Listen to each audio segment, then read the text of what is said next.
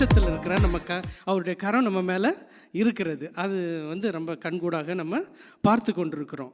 சரி, இப்போ இன்றைக்கி எத்தனை பேருக்கு ஞாபகம் இருக்குது, நான் இதுக்கு முன்னாடி பேசினப்போ, இந்த வார்த்தை சர்ச்சில் பேசினப்போ ஸ்டார்டட் வித் பவுலுடைய அந்த வாழ்க்கையை நம்ம ஆரம்பித்தோம். From hunter to the hunted அப்படின்ட்டு, வேட்டை ஆடினவன் வேட்டை ஆடப்பட்டான் அப்படின்ட்டு நம்ம ஆரம்பித்தோம். அப்படி தானே ஆரம்பித்தோம். இப்போ அதோட கண்டினியூஷனு இன்றைக்கும் கர்த்தர் ரொம்ப அற்புதமான விதத்தில் உங்களிடத்தில் பேசுவார்.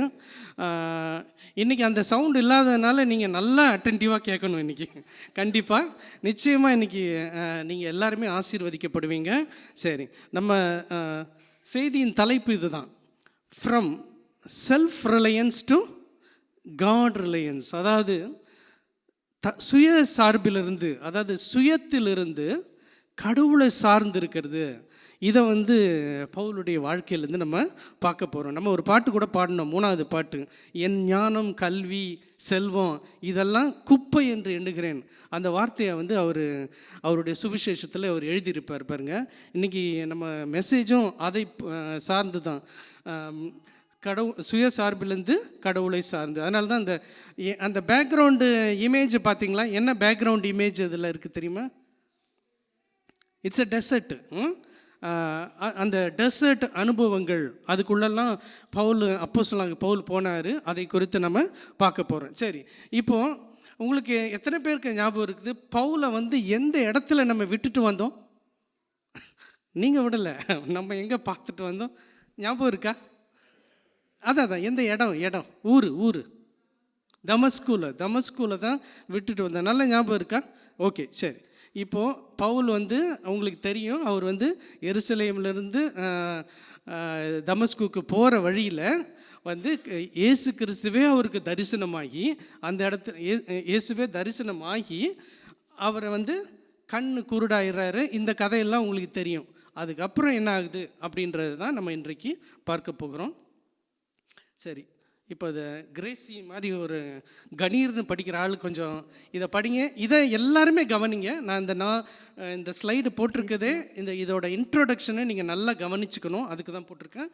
சத்தமாக கொஞ்சம் படிங்க பார்ப்போம். பின்பு அவன் போஜனம் பண்ணி பலப்பட்டான். இந்த பின்பு அவன் போஜனம் பண்ணி பலப்பட்டான் எப்போ? தமஸ்குவில் அவன் இயேசுவால் சந்திக்கப்பட்டு அனனியா அவரை அவர் மேலே கையை வச்சு அவர் கண்ணிலேருந்து செதிலெலாம் விழுந்ததுக்கப்புறம் இவர் மனம் திரும்பிட்டார். மனம் திரும்பி அப்போது ஸ்டார்ட் ஆகுது. ஓகே. சவுல் தமஸ்குவில் உள்ள சீடருடனே சில நாள் இருந்து தாமதமின்றி கிறிஸ்து தேவனுடைய குமாரன் என்று ஆலயங்களிலே பிரசங்கித்தான். கேட்டவர்கள் எல்லோரும் ஆச்சரியப்பட்டு, எருசலேமில் இந்த நாமத்தை தொழுது கொள்ளுகிறவர்களை நாசமாக்கி இங்கேயும் அப்படிப்பட்டவர்களை கட்டி பிரதான ஆசாரியர்களிடத்தில் கொண்டு போகும்படிக்கு வந்தவன் இவன் அல்லவா என்றார்கள். சவுல் அதிகமாக திடன் கொண்டு இவரே கிறிஸ்துவென்று திருஷ்டாந்தப்படுத்தி தமஸ்குவில் குடியிருக்கிற யூதர்களை கலங்க பண்ணினான். அநேக நாள் சென்ற பின்பு யூதர்கள் அவனை கொலை செய்யும்படி ஆலோசனை பண்ணினார்கள். அவர்களுடைய யோசனை சவுலுக்கு தெரிய வந்தது. அவனை கொலை செய்யும்படி அவர்கள் இரவும் பகலும் கோட்டை வாசல்களில் காத்து கொண்டிருந்தார்கள். சீஷர்கள் ராத்திரியிலே அவனை கூட்டிக் கொண்டு போய் ஒரு கூடையிலே வைத்து மதில் வழியாய் இறக்கிவிட்டார்கள். சவுல் எருசலேமுக்கு சீஷருடனே சேர்ந்து கொள்ள பார்த்தான். அவர்கள் அவனை சீஷரென்று நம்பாமல் எல்லோரும் அவனுக்கு பயந்திருந்தார்கள். அப்பொழுது பர்னபா என்பவன் அவனை சேர்த்து கொண்டு அப்போஸ்தலரிடத்தில் அழைத்து கொண்டு போய் வழியிலே அவன் கர்த்தரை கண்ட விதத்தையும் அவர் அவனுடனே பேசினதையும் தமஸ்குவில் அவன் இயேசுவின் நாமத்தினாலே தைரியமாய் பிரசங்கித்ததையும் அவர்களுக்கு விவரித்து சொன்னான். அதன் பின்பு அவன் எருசலேமிலே அவர்களிடத்தில் போக்கும் வரத்துமாய் இருந்து கர்த்தராகிய இயேசுவின் நாமத்தினால் தைரியமாய் பிரசங்கித்து கிரேக்கருடனே பேசி தர்க்கித்தான். அவர்களோ அவனை கொலை செய்ய எத்தனம் பண்ணினார்கள். சகோதரர் அதை அறிந்து அவனை செசரியாவுக்கு அழைத்து கொண்டு போய் தர்சுவுக்கு அனுப்பிவிட்டார்கள்.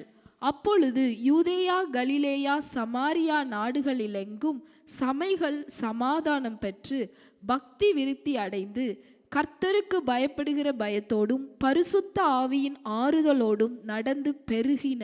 ஆமென். Praise God. ரொம்ப தேங்க்ஸ் கிரேசி, நல்லா கரெக்டாக வாசித்தாங்க. சரி,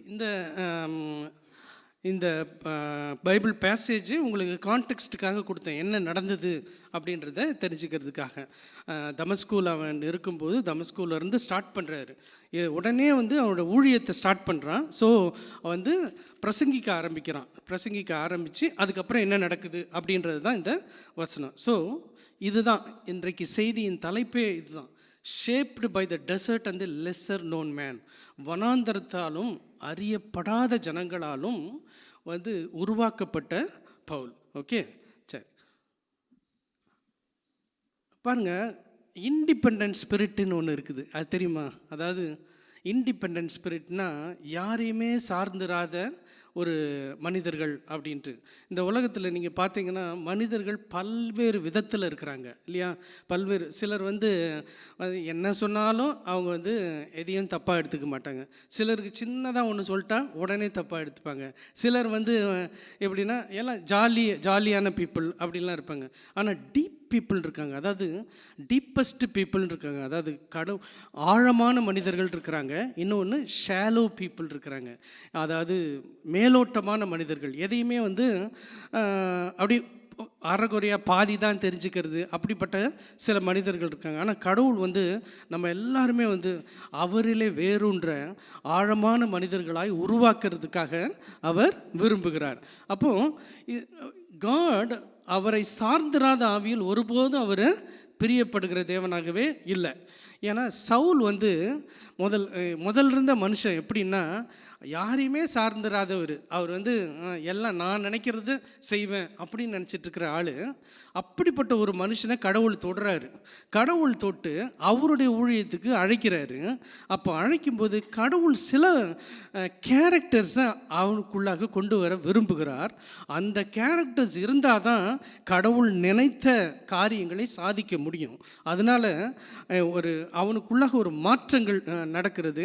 அந்த மாற்றங்கள் எப்படி நடக்கிறது, அது நம்ம வாழ்க்கையிலும் அது நடக்க வேண்டும் என்று கர்த்தர் விரும்புகிறார். பாருங்க, ஸோ முதலாவது அவன் சில வனாந்தர வழியாக கடவுள் அவனை நடத்துகிறார். வில்டர்னஸ் 1 அரேபியான்ற ஒரு வில்டர்னஸ்குள்ளே நடத்துகிறாரு. அங்கே சைலன்ஸு, அப்ஸ்க்யூரிட்டி யாருமே இல்லாத ஒரு இடத்துக்குள்ளே அவனை நடத்துகிறாரு. அதை நீங்கள் பார்க்க போகிறீங்க. ஆனால் இப்போ நீங்கள் வாசித்த வசனத்தில் அந்த வார்த்தையே இருக்காது. அரேபியாவுக்கு போனார் அப்படின்ட்டுலாம் இருக்காது.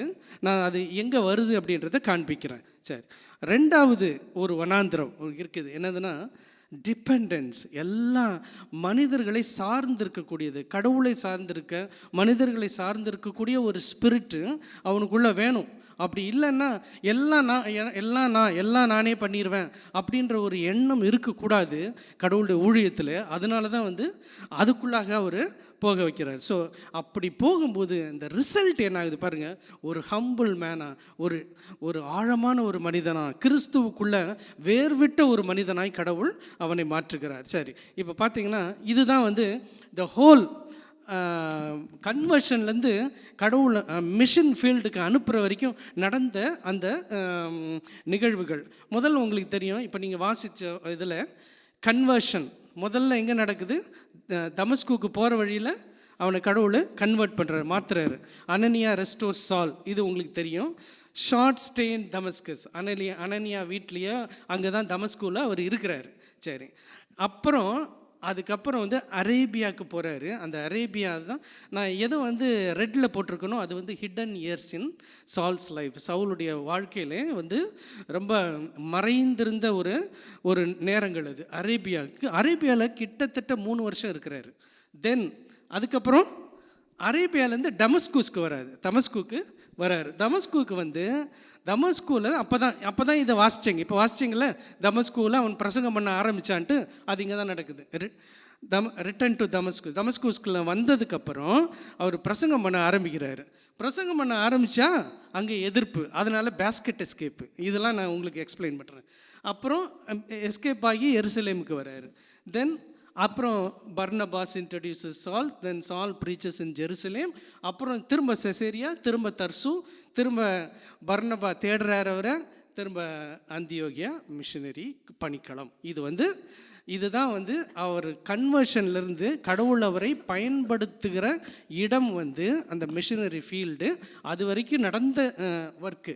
இந்த ஒர்க்கு நடக்கிறதுக்கு முன்னாடி இந்த அரேபியா அப்படின்னு இருக்கு பார்த்தீங்களா, அந்த அரேபியாவில் வச்சு கடவுள் அவருக்கு பல காரியங்களை சொல்லி கொடுக்குறாரு. இப்போ நம்ம வாசித்த இந்த வசனம் 22வது வசனம் பாருங்கள். சவுல் தமஸ்குல இருந்து பிரசங்கம் பண்ணுறார். சவுல் அதிகமாக திடன் கொண்டு இவரே கிறிஸ்துவென்று திருஷ்டாந்தப்படுத்தி தமஸ்குவில் குடியிருக்கிற யூதர்களை கலங்க பண்ணினான். தமஸ்குவில் ஃபஸ்ட்டு அவர் பிரசங்கம் பண்ண ஆரம்பிக்கிறார். ஏன்னா இயேசு கிறிஸ்து அவருக்கு பிரத்யட்சமாக அவருக்கு தரிசனம் ஆயிட்டார். இவனுக்கு தெரிஞ்சிருச்சு இயேசு தான் மேசியான்ட்டு. அதனால் ஆரம்பிக்கிறார். ஆரம்பித்ததுக்கப்புறம் பைபிள் என்ன சொல்லுது, லூக்கா தான் எழுதுகிறார். லூக்கா எப்படி எழுதுகிறார் பாருங்கள். அநேக நாள் சென்ற பின்பு, இந்த அநேக நாள் சென்ற பின்புன்னு ரொம்ப ஷார்ட் பண்ணி லூக்கா எழுதிட்டாரு. அந்த அநேக நாளுக்குள்ளே தான் என்ன ஆச்சுன்னா அரேபியா இருக்குது. இவர் அந்த அநேக நாள்னு வருது இல்லை, அந்த கேப்பில் நம்ம நினச்சிட்ருக்கோம் அநேக நாள்னு ஏதோ ஒரு வாரமோ 2 வாரமோ 1 மாதமோன்ட்டு. கிடையாது, 3 வருஷமாக. இதை நான் உங்களுக்கு காண்பிக்கிறேன் எப்படி அதை நான் அப்படி சொல்கிறேன் அப்படின்ட்டு. ஏன்னா லூக்கா இந்த அப்போஸ்தலர் அதிகாரத்தை எழுதும்போது அவர் பவுலுடைய வாழ்க்கையும் எழுதலை, பேதுரு வாழ்க்கையும் எழுதலை, எதையுமே அவர் யாருடைய வாழ்க்கை வரலாற்று எழுதுறது அவருடைய நோக்கம் இல்லை. அவர் நோக்கம் பரிசுத்த ஆவியானவர் சபையை எப்படி கொண்டு போகிறாரு, சபையை எப்படி நடத்துகிறாரு அப்படின்றது தான் அவர் நோக்கம். அந்த நோக்கத்தில் தான் அவர் எழுதுகிறாரு. அதனால தான் இவர் இங்கே போனார், இவர் அங்கே போனார், அதெல்லாம் அவர் எழுதலை. அதனால தான் அநேக நாள் சென்ற பின்பு திரும்ப என்ன நடந்துச்சு அப்படின்றத எழுதுகிறார். யூதர்கள் அவனை கொலை செய்யும்படி ஆலோசனை பண்ணார்கள். ஓகேயா, இதுதான் அந்த அநேக நாளுக்கு. இப்போ நான் வரேன் திரும்பாங்க. சரி, இப்போ இது வந்துட்டேங்க. இதைத்தான் ஒரு மேப் வடிவில் நான் போட்டிருக்கேன். உங்களுக்கு புரியுதா? இது முதல்ல தர்சுல அவர் பறந்துருக்கிறாரு. அப்புறம் எருசலேமுக்கு வராரு. எருசலேமுக்கு வந்துட்டு திரும்ப தமஸ்குக்கு போகிறார். எருசலேமுக்கு எதுக்கு வராரு? எல்லாரையும் கொலை செய்கிறதுக்கு வராரு. கிறிஸ்துவருடைய பீப்புளை கொலை செய்கிறதுக்காக எருசலேமுக்கு வராரு. எருசலேம்லேருந்து தமஸ்குக்கு போகிறாரு. போகிற வழியில் இயேசு அவரை சந்திக்கிறார். தமஸ்குலேருந்து அரேபியாவுக்கு வராரு. அரேபியாவுக்கு வந்துட்டு அதுக்கப்புறம் திரும்ப தமஸ்குக்கு போகிறாரு. இதை தான் இந்த ப்ரீவியஸ் ஸ்லைடில் பார்த்தீங்க. ஸோ இந்த காரியங்கள் எல்லாம் அங்கே நடக்குது. ஓகேயா? சரி, இப்போ வந்துட்டு எ நியூ வாய்ஸ் இன் தமஸ்கூஸ். இயேசுவால் மாற்றப்பட்ட மனுஷன் தமஸ்குவில் அவர் பிரசங்கம் பண்ண ஆரம்பிச்சிட்டார். என்ன ஆரம்பிக்கிறார்? தாமதமின்றி கிறிஸ்து தேவனுடைய குமாரன் அப்படின்னு சொல்லிட்டு அவர் பிரசங்கம் பண்ண ஆரம்பிக்கிறாரு. இப்படி தான் பிரசங்கம் பண்ணியிருப்பார். சால் ப்ரீச்சிங் இன் தமஸ்கஸ். கிறிஸ்து தான், இயேசு தான் மேசியா, அவர் தான் தேவனுடைய குமாரன் அப்படின்னு பிரசங்கம் பண்ணி. ஏன்னா அவருக்கு இயேசுவே காட்சி அளித்துட்டாரு. நீ ஏன் என்னை துன்பப்படுத்துகிற, நான் தான் மேசியான்னு சொல்லிட்டாரு. அதனால் இவர் அதை நம்பி இவர் ப்ரீச் பண்ண ஆரம்பிச்சிட்டார். சரி, ப்ரீச் பண்ண ஆரம்பித்தா அங்கே இதைத்தான் இப்போ இங்கே வாசிச்சிங்க. ஜனங்களுக்கு என்னது ஆச்சரியம். ஜனங்கள் ஆச்சரியமாக இருக்கிறாங்களா? பாருங்கள் எப்படி இருக்கிறாங்க பாருங்கள். அப்படியே ஆச்சரியமாக, யாரா இது? இவன் நம்மளெல்லாம், அதாவது கிறிஸ்தவங்களை கொல்றதுக்காக தமஸ்குக்கு வந்தான். பார்த்தா அந்த கிறிஸ்து தான் தேவன் அப்படின்னு சொல்லிட்டு பிரசங்கம் பண்ணுறாரு அப்படின்னு கேட்டவர்களெல்லாம் ஆச்சரியப்பட்டார்கள். ஆச்சரியப்பட்டு எருசலேமில் இந்த நாமத்தை தொழுது கொள்ளுகளை என்ன பண்ணார்? அதாவது எல்லாரையும் பிடிச்சி கொலை பண்ணுறதுக்காக வந்த மனுஷன் இன்றைக்கி என்ன பண்ணுறாருன்னா அவர் தான் கிறிஸ்து அப்படின்னு சொல்லிட்டு பண்ணுறாரு அப்படின்ட்டு. அப்போ அங்கே 3 காரியங்கள் அங்கே நடந்துருக்கு ஒரே நேரத்தில். அங்கே 3 காரியங்கள் உங்களுக்கு தெரியும். He proclaimed Jesus. முதலாவது இயேசு தான் கிறிஸ்து என்று அவர் அறிவிக்க ஆரம்பித்தார் பாருங்க. அதுக்கப்புறம் 2வது என்ன நடக்கு? The crowd was amazed and suspicious. எல்லாரும் ஆச்சரியப்பட்டாங்க. ஒரே சந்தேகமாக இருந்துச்சு. இவனா இப்படி இருந்த, இவனா இப்படி ஆயிட்டான் அப்படிம்பாங்கள்ல, அப்படி தான் ஆயிருக்கிறாரு. சரி, அப்புறம் he kept increasing in strength. அதாவது அவன் அதிகமாய் திடன் கொண்டு எதிர்க்க எவ்வளோ எதிர்ப்பு வருதோ அந்த எதிர்ப்புக்கு டைரக்ட்லி ப்ரொபோர்ஷனல். அந்த அளவுக்கு அவன் இன்னும் தைரியமாக பிரசங்கம் பண்ண ஆரம்பித்தானா. எதிர்ப்பு, ஆனால் தைரியமாக பிரசங்கம் பண்ண. ஸோ இதுதான். அப்போது இந்த தைரியமாக பிரசங்கம் பண்ணுறதுக்குரிய இந்த ஸ்ட்ரென்த்து எங்கேருந்து வந்துச்சு, இந்த ஆற்றல் அவனுக்கு எங்கேருந்து வந்துச்சு அப்படின்றது நீங்கள் பார்த்தீங்கன்னா பாருங்கள். when many days has passed, நான் சொன்னேன்ல ஆஃப்டர் so many days, அநேக நாள் சென்ற பின்பு. அநேக நாள்ன்றது நீங்கள் நினைக்கிற மாதிரி கிடையாது, நாட்கள் இல்லை, பல வருஷங்கள், கிட்டத்தட்ட 3 வருஷங்கள். பாருங்கள், 3 வருஷம் நீங்கள் மேக்ஸ் போட்டு பாருங்கள், 3 வருஷம்னா எத்தனை நாள்? அதான் அப்ராக்சிமேட்லி கிட்டத்தட்ட 1000 நாட்கள். அப்போது அன்அக்கௌண்டட், அவன் பவுலுடைய வாழ்க்கையில் கணக்கில் வராத நாட்கள் அப்படின்னு பார்த்தீங்கன்னா 3 வருஷம் அல்லது 1000 நாட்கள் வந்து கணக்கில் வராத நாட்கள் அப்படி இருக்குது. ஸோ லூக் வந்து நான் சொல்கிறேன் பாருங்கள், கம்ப்ரெஸிங் இன் ஆக்ட்ஸ் 9, அந்த டைம் அவர் கம்ப்ரெஸ் பண்ணிட்டு, ஏன்னா அவர் வந்து அந்த டைமை அதுக்காக சொல்லலை, அவர் வந்து ஆவியானவர் என்ன பண்ணுறாரு சபையில் அப்படின்றத சொல்கிறது தான் அவருடைய நோக்கம். ஸோ இப்போ கிட்டத்தட்ட 3 வருஷம் பவுல் வந்து என்ன பண்ணுறாருன்னா அரேபியாவுக்கு போகிறாரு. அந்த அரேபியாவுக்கு போகிறாரு அப்படின்றத பவுலே சொல்கிறாரு. எங்கன்னா கலாத்தியரில் சொல்கிறாரு பாருங்கள். கலாத்தியரில் மேலும் சகோதரரே 1லேருந்து 11 அந்த வசனங்கள் நான் வாசிக்கிற பாருங்கள். மேலும் சகோதரரே, என்னால் பிரசங்கிக்கப்பட்ட சுவிசேஷம் மனுஷருடைய யோசனையின்படி ஆனதல்லவென்று உங்களுக்கு தெரிவிக்கிறேன். இது வந்து இயேசு கிறிஸ்துவே, அதை நான் ஒரு மனுஷனாலும் பெற்றதும் இல்லை, மனுஷனால் கற்றதும் இல்லை. இயேசு கிறிஸ்துவே அதை எனக்கு வெளிப்படுத்தினார். எதை? அவர் இப்போ சொல்கிற சுவிசேஷத்தை பாருங்கள். சொல்லிவிட்டு, நீங்கள் வந்து நான் யூத மார்க்கத்தில் இருந்தபோது என்னுடைய நடக்கையை குறித்து கேள்விப்பட்டிருப்பீங்க, நீங்கள் கேள்விப்பட்டிருப்பீங்க. ஆனால் தேவனுடைய சபையை நான் எவ்வளவு துன்பப்படுத்தினேன்ட்டு எழுதுகிறாரு. எழுதிட்டு, என்னுடைய ஜனத்தாரில் என் வயதுள்ள அநேகரை பார்க்கலும் யூத மார்க்கத்திலே தேறினவனாய் என் பிதாக்களுடைய பாரம்பரிய நியாயங்களுக்காக மிகவும் பக்தி வைராக்கியம் உள்ளவனாய் இருந்தேன் அப்படின்னு சொல்கிறாரு. அதாவது நான் அதில் வேரூன்றி இருந்தேன், யூத மார்க்கத்தில் இருந்து நான் வந்து அவ்வளோ பக்தி வைராக்கியமாக நான் வந்து கிறிஸ்தவர்களை கொல்றதுக்காக நான் அப்படிலாம் சென்றிருக்கிறேன், அப்படி இருந்திருக்கிறேன் அப்படின்னு சொல்கிறாரு. பவுலுடைய சாட்சி அவர் சொல்கிறார். பவுலுடைய வாழ்க்கை, அவருடைய கடந்த காலத்தை பற்றி இப்படி சொல்லிட்டு இருக்கிறாங்க. நமக்கு கூட கடந்த காலம் சில வேளைகள் வந்து கடவுளை துன்பப்படுத்தினதாக இருக்கும், அவருக்கு பிரியமில்லாத வாழ்க்கையை வாழ்ந்து கொண்டு இருக்கிறதா இருக்கும். இதே அப்படியே ரிஃப்ளெக்ட் ஆகுது பாருங்கள். பவுல் சொல்கிறாரு, அவர் வந்து இதுக்கு முன்னாடி நான் எப்படி இருந்தேன் அப்படின்றார். கிட்டத்தட்ட நம்மளும் அப்படி தான் இருந்தோம். கடவுளுக்கு பிரியமில்லாத பிள்ளைகளாக இருந்தோம், கோபாக்கினியின் பிள்ளைகளாக இருந்தோம் பாருங்கள். கடவுள் அவர் சொல்லிட்டு அதுக்கப்புறம் சொல்கிறாரு பாருங்க, கிருபையால் பிரித்தெடுத்திருக்கிறார் என்ன. அப்படி இருந்தும் எப்படி இப்படி மோசமாக இருந்தோம் என் தாயின் வயிற்றில் இருந்தது முதல் என்னை பிரிச்செடுத்து தம்முடைய கிருபையினால் அழைத்திருக்கிறாரு. அவர் கிருபை இல்லைன்னா நான் இந்நேரம் வந்து இப்படி நான் வந்து சுவிசேஷத்தை சொல்லியிருக்க முடியாது. கிருபையினால் என்னை அழைத்திருக்கிறார் அப்படின்னு சொல்லிட்டு அவருடைய குமாரனை நான் புறஜாதிகளிடத்தில் எல்லாருக்கிட்டையும் சுவிசேஷமாய் பிரசங்கிக்கிறதுக்கு அவரை எனக்கு வெளிப்படுத்த சித்தமாக இருந்தபோது நான் மாம்சத்தோடும் இரத்தத்தோடும் யோசனை பண்ணாமல், அதாவது அப்படின்னா என்ன அர்த்தம்? யார் மாம்சம் யார் ரத்தம்? யார் மாம்சமும் ரத்தமும்? நம்ம தான், மனிதர்கள். அதைத்தான் சொல்கிறாரு. அதுதான் மனிதர்கள்ன்றதுக்கு இன்னொரு வார்த்தை. அது மாம்சத்தோடும் இரத்தத்தோடுனா மனுஷங்களோட எந்த மனுஷங்கிட்டையும் நான் யோசனை பண்ணாமல் நான் என்ன பண்ணினேன் அப்படின்னு சொல்கிறாரு பாருங்க. எனக்கு முன்னே அப்போஸ்தலர்கள் இடத்தில், அதாவது இதுக்கு முன்னாடி சீனியராக இருப்பாங்கல்ல, அவங்கக்கிட்ட போகலை, அப்புறம் எந்த மனுஷன்ட்டையும் போகல. நான் எங்கே போனேன்?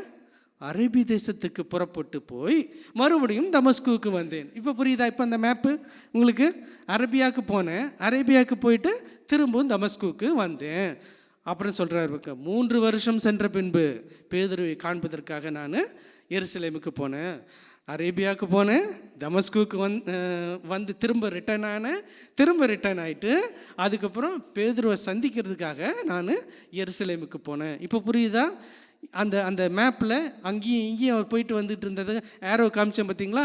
அது இவருடைய சாட்சி. அவர் சொல்கிறார், பவுல் சொல்கிறார், பவுலுடைய சாட்சி தான் நம்மளுடைய சாட்சி தான். நாமும் அப்படி தான் இருந்தோம். ஆமாம், கடவுள் இப்போ நம்மளை இந்த சர்ச்சில் இங்கே உட்காந்துட்டு இருக்கிற இந்த சேர்லெல்லாம் நீங்கள் உட்காந்துட்டு சந்தோஷமாக அவரை ஆராதிக்கிறீங்கன்னா கிருபையால் உங்களை பிரித்தெடுத்திருக்கிறார். ஆமேன். கிருபையால் பிரித்தெடுக்க போய் தான் அங்கே வந்து சந்தோஷமாக நாம் கடவுளுடைய பாதத்தில் உட்கார்ந்துருந்து சரி உங்களை நீங்கள் எப்படி இருந்தீங்க சொல்லிட்டாரு. பவுல மாதிரி தான் நம்ம இருந்தோம். முதல்ல கடவுளுக்கு பிரியமில்லாத பிள்ளைகளாக இருந்தோம், அப்புறம் பிரித்து எடுத்துட்டாரு, கிருபையினால் பிரித்து எடுத்து இங்கே வந்திருக்கிறோம். ஓகேயா? அடுத்து என்ன நடந்திருக்கு? பிரித்து எடுத்துட்டாரு. எடுத்ததுக்கப்புறம் அவர் நான் யாரு கூடயும் டிஸ்கஸ் பண்ணாமல் நான் எங்கே போனேன்றாரு? இல்லை ஜெருசலேம் இல்லை, எங்கே போனேன்னாரு? பிரித்தெடுத்ததுக்கப்புறம் அரேபியாவுக்கு போனேன்னாரு. நம்மளும் அரேபியாவுக்கு போகணும், அதுதான் சொல்ல வரேன். புரியுதா? உங்களுக்கு புரியுதா என்ன சொல்ல வரேன்ட்டு? முதல் பவுல் போலவே நம்ம அவருக்கு பிரியமில்லாமல் இருந்தோம், கிருபையால் பிரித்தெடுக்கப்பட்டோம். அப்புறம் அவர் எங்கே போனாராம்? அரேபியாவுக்கு போனாராம். இன்றைக்கு நம்மும் அரேபியாவுக்கு செல்ல வேண்டும். யாரும் ஃப்ளைட்டு டிக்கெட்லாம் பண்ணாதீங்க, நான் சொல்லுகிறேன் அது என்ன அனுபவம் என்று நான் சொல்லுகிறேன், அந்த அரேபியான்றது. சரி, இப்போ பாருங்கள், த பர்பஸ் ஆஃப் வில்டர்னஸ். அதாவது அவர் சொல்கிறாரு, பவுல் சொல்கிறாரு, நான் அரேபியாவுக்கு போனேன் அப்படின்னு சொல்கிறாரு. அரேபியாவுக்கு போனேன்னு சொல்கிறார். எதுக்கு போனேன்னு அவர் சொல்லலை, பைபிளில் அது கிடையாது. ஸோ பைபிளில் ஒன்று இல்லைன்னா மனிதர்கள் என்ன பண்ணுவாங்க? இப்படி இருக்கும் அப்படி இருக்கும் அப்படின்னு சொல்லுவாங்க. ஆனால் அதில் அப்படி சொல்கிறதுல ஒரு சில காரியங்கள் உண்மையாக கூட இருக்கிறது. ஏன்னா ஹிஸ்டோரியன்ஸ் அப்படி சொல்கிறாங்க. சிலர் 2-3 பேர் சொல்கிறத மட்டும் அந்த கோட்டு நான் உங்களுக்கு போட்டிருக்கேன் பாருங்கள். Charles Ryrie, in Arabia he was alone with God. கடவுளோடு அவர் தனியாக இருந்தாராம், thinking through the implications of his encounter with Christ, risen Christ. அதாவது தனியாக இருந்து இயேசுவோடு கூட அவர் உறவாடி கொண்டு இருந்தார் என்று. இன்னொருத்தர் சொல்கிறார் பாருங்க, என்ன சொல்கிறார் தெரியுமா? He went into Arabia for quiet and solitude. அதாவது ரொம்ப தனிமையில் இருக்க விரும்பி இயேசும் அவர், அவ்வளோதான். ஸோ அவர் சொல்கிறதும் இவர் சொல்கிறதும் கிட்டத்தட்ட ஒத்து போகுது, எல்லோரும் ஒரே மாதிரி சொல்கிறாங்க பாருங்கள். அடுத்து இன்னொருத்தர் சொல்கிறாரு, the replacement of his Jewish world view. அதாவது அவர் யூத மார்க்கத்தில் இருந்த அந்த காரியங்கள் அதெல்லாமே கிறிஸ்தவ தியாலஜி, இயேசுவே அவருக்கு வெளிப்படுத்தியிருக்கிறாரு. கிறிஸ்துவின் சுவிசேஷம் எப்படி சிலுவை எல்லாவற்றுக்கும் தீர்வு அப்படின்றது யூத மார்க்கத்தில் இருந்த அந்த ட்ரெடிஷன்ஸ்லேருந்து இயேசு சுவிசேஷத்தை அவர் கற்றுக்கிட்டாரு அப்படின்னு சொல்கிறாங்க. ஸோ இதுக்கு ஒரு லாங் வீக்கெண்ட் பத்தாது அப்படி, அதனால தான் 3 வருஷமாக அவர் இயேசுவோடு கூட இருந்திருக்கிறாரு அப்படின்னு. அதுதான் த பர்பஸ் ஆஃப் அரேபியா அப்படின்ட்டு சொல்கிறாங்க. அப்போது அதை பார்த்தீங்கன்னா, it was there in that barren place of obscurity Paul got his theology. அவர் கடவுளோடு இன்டிமேட்டாக ரொம்ப டீப்பாக அவர் கடவுளோடு கூட அந்த நேரத்தை செலவு பண்ணார். அதனால தான் அவர் ரொம்ப ஒரு ஆழமான மனிதனாய், கிறிஸ்துவிலே வேறொன்ற ஒரு மனிதனாய் அவர் இருந்திருக்கிறார். அதை கொடுத்தது என்னது? அந்த அரேபிய அனுபவம் அவருக்கு அது கொடுத்துருக்கிறது. பாருங்கள், இப்போ நான் உங்களுக்கு ஒரு ஹீப்ரு வேர்டு சொல்ல போகிறேன். ஆனால் நான் ஹீப்ரு படிக்கிறதுனால சொல்லலை, ஆனால் அந்த கான்டெக்ஸ்ட் இங்கே வருது. கான்டெக்ஸ்ட் வந்தால் தான் நான் சொல்லுவேன், இல்லைனா சொல்ல மாட்டேன். சரி, நீங்கள் இவ்வளோ நாள் நம்ம பாஸ்டரோட அந்த இதெல்லாம் பிரசங்கெல்லாம் கேட்டிருக்கீங்களே, ஒரு வார்த்தை, ஒரு ஹீப்ரு வார்த்தை அவர் கூட திரும்ப திரும்ப சொல்லியிருக்கிறாரு. அது உங்களுக்கு ஞாபகம் இருக்கா? S, correct. தவார்னா என்ன தெரியுமா? வார்த்தை, இல்லையா? சரி, நான் உங்களுக்கு இப்போ காட்டுறேன் என்ன நடக்குது, வில்டர்னஸுக்கும் அதுக்கும் என்ன சம்பந்தம் அப்படின்றது. வேர்டு, வார்த்தையும் வனாந்திரமும். பார்த்தீங்கன்னா இந்த வார்த்தை உங்களுக்கு தெரியுமா? இதான் த வ இர், தலேத் வெத் ரேஷ் அப்படி, அந்த 3 கான்சனன்ஸு இதில். இது பார்த்தீங்கன்னா தவாருக்கு என்ன மீனிங்கு? வேர்டு, வார்த்தை. ஓகேயா? சரி, இது மித்வார். இது மித்வார். மித்வார்னா என்ன தெரியுமா? வனாந்திரம், அதான் மித்வார். மித்வார்னா வில்டர்னஸ்.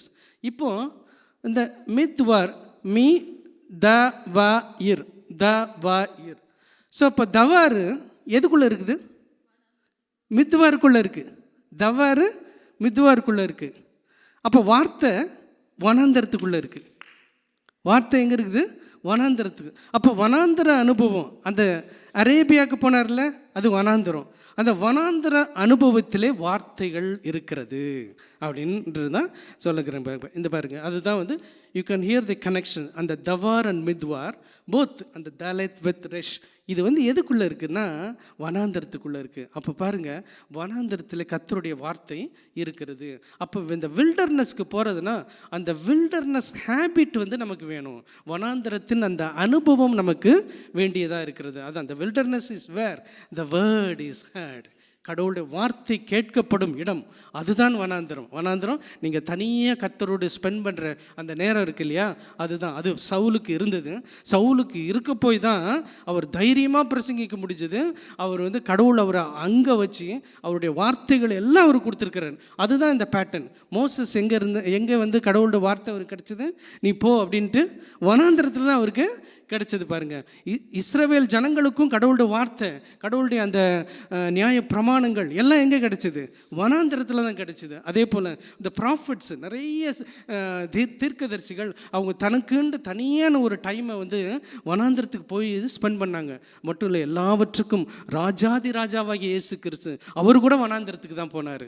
வனாந்திரத்தில் போய் தனியாக அவர் ஜெபித்தார்.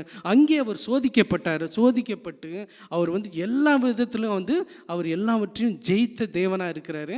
ஏன்னா வனாந்திரம் வார்த்தை இருக்கும் இடம். அந்த இடத்துக்கு நம்ம தினமும் செல்வதற்கு நம்ம ஆயத்தமாக இருக்க வேண்டும். This is where the place. இங்கே தான் வந்து Saul found his will in the midwar he got the war, இல்லையா? அந்த இடத்துல தான் அவருக்கு கிடைச்சது. அங்கே போனதுனால என்ன ஆச்சுன்னா பாருங்கள், எ டீப்பர் மேன். அவர் வந்து ஒரு வேரூன்றிய மனுஷனாக, ஒரு ஆழமான ஒரு மனுஷனாக அவர் மாறிட்டார். பாருங்கள், இது சவுல். இங்கே பாருங்கள், இதுதான் பிஃபோர் அரேபியாவுக்கு முன்பதாக அவர் எப்படி இருந்தார் பாருங்கள். he was driven by the approval of the சன்ஹெட்ரின்னா தெரியுமா, ஜூயிஷ் கோர்ட்டு. அந்த ஜூயிஷ் கோர்ட்டில் இருக்கிற அந்த பிரதான ஆசாரிகள் அவங்கள பிரியப்படுத்துறதுல அவர் வந்து ரொம்ப இதாக இருந்தார். நான் வந்து இந்த யூத மார்க்கத்துக்காக நான் வந்து எவ்வளோ இதாக நான் பண்ண போகிறேன், நான் வந்து எனக்கு அதில் நல்ல பேர் வேணும் அப்படின்றதுக்கு தான் அவர் ஓடி ஒளிஞ்சிக்கிட்டு இருந்தார். பாருங்க, he was climbing religious success. அதுதான் அவருக்கு ரொம்ப பெருசாக தோணுச்சு. அது மட்டும் இல்லை, அவருடைய க்ரெடென்ஷியல்ஸு.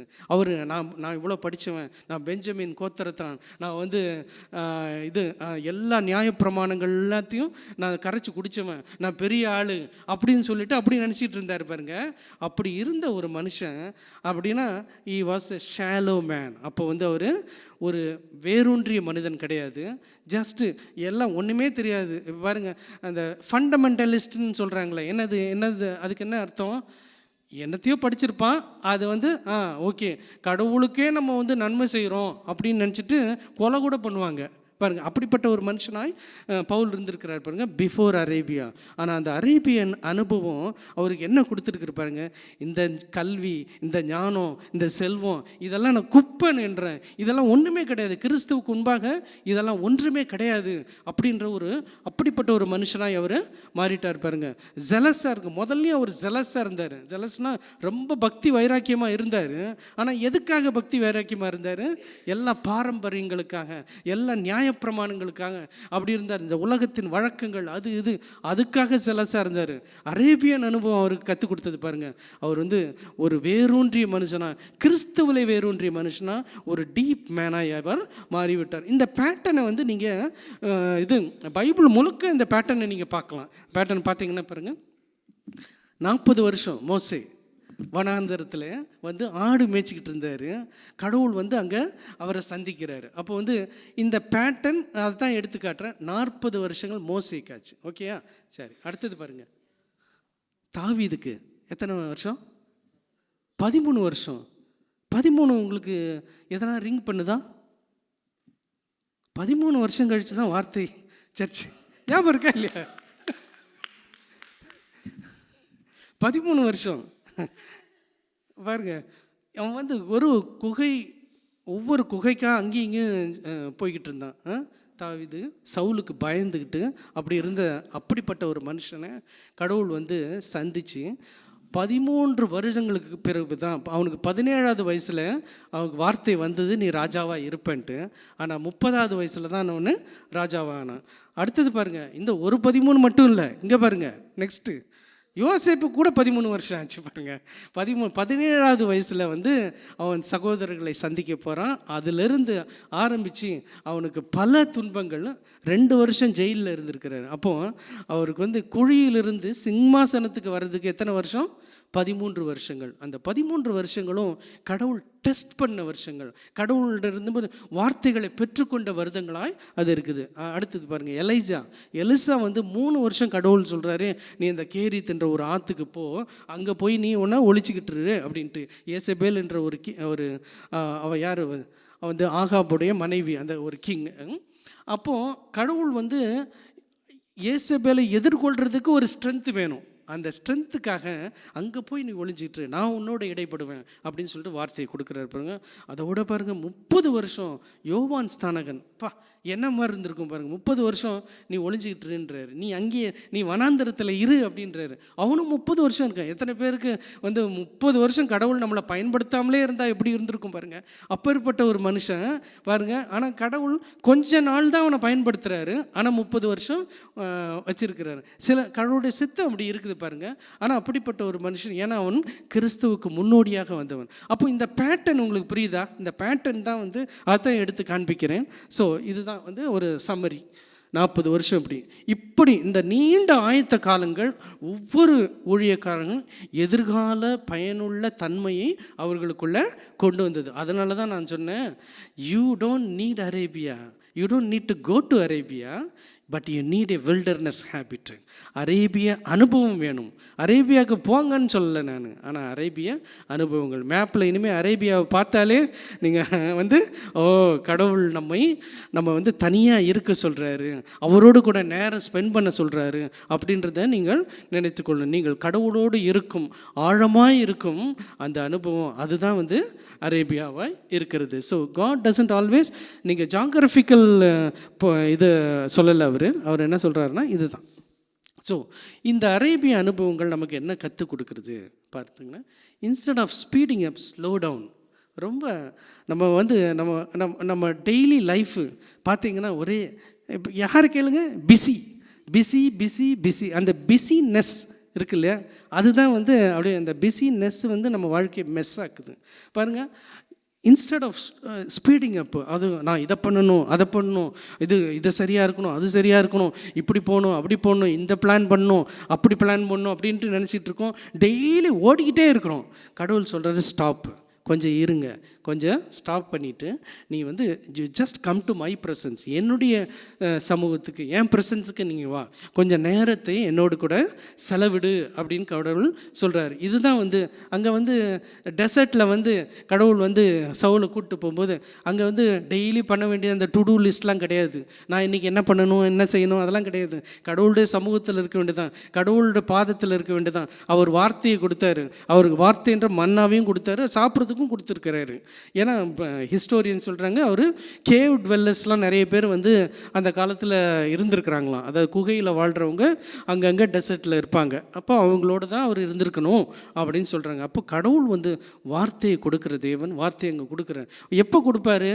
நம்ம வந்து பிஸினே போகாமல் கடவுளுடைய வார்த்தையில் நம்ம கொஞ்சம் அதுக்கு டைம் ஸ்பெண்ட் பண்ணணும். அதுதான் சொல்கிறாரு, instead of speeding up, slow down and rethink.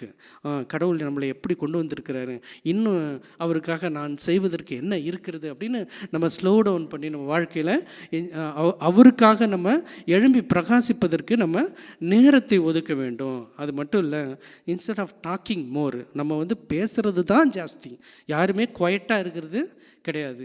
யாருக்காவது மியூட் பட்டன் இருந்தால் நல்லாயிருக்கும். நம்ம எல்லாருக்குமே மியூட் பட்டன்ஸ் இருந்தால் நல்லாயிருக்கும். அந்த மியூட் பட்டன் வந்து உங்ககிட்ட இருக்கக்கூடாது. உங்கள் மியூட் பட்டன் வந்து உங்கள் ஹஸ்பண்ட்கிட்ட இருக்கணும், இல்லை உங்கள் ஒய்ஃபுக்கிட்ட இருக்கணும்.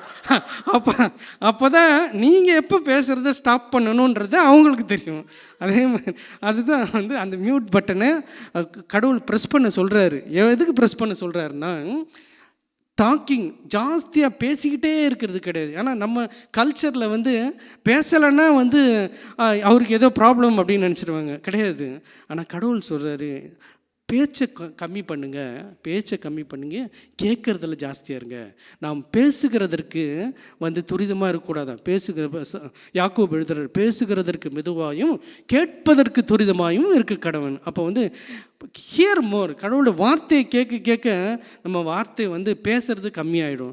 பேசுறது கம்மியானாலே பிரச்சனை கம்மியாயிடும். ஏன்னா ஒரு பிரச்சனை வரும்போது அந்த பிரச்சனையை பேசி நம்ம என்ன பண்ணுறோம், பெருசாக்குறோம். அது பெருசாக்க வேணாம் அப்படின்ட்டு தான் கடவுளுடைய பாதத்தில் இருக்கணும். Instead of talking more, be குவைட்டாக இருந்து ரிஃப்ளெக்ட் பண்ணுங்கள். கடவுள் வந்து நமக்காக எவ்வளவு காரியங்களை செஞ்சுருக்கிறாரு அப்படின்ட்டு அதில் இருக்கணும். அதனால தான் அவருடைய வார்த்தையில் நம்ம வந்து தியானமாக இருக்கணும். வார்த்தையின் மனிதர்கள் எப்பயுமே பேச்சில் கம்மியாக இருப்பாங்க.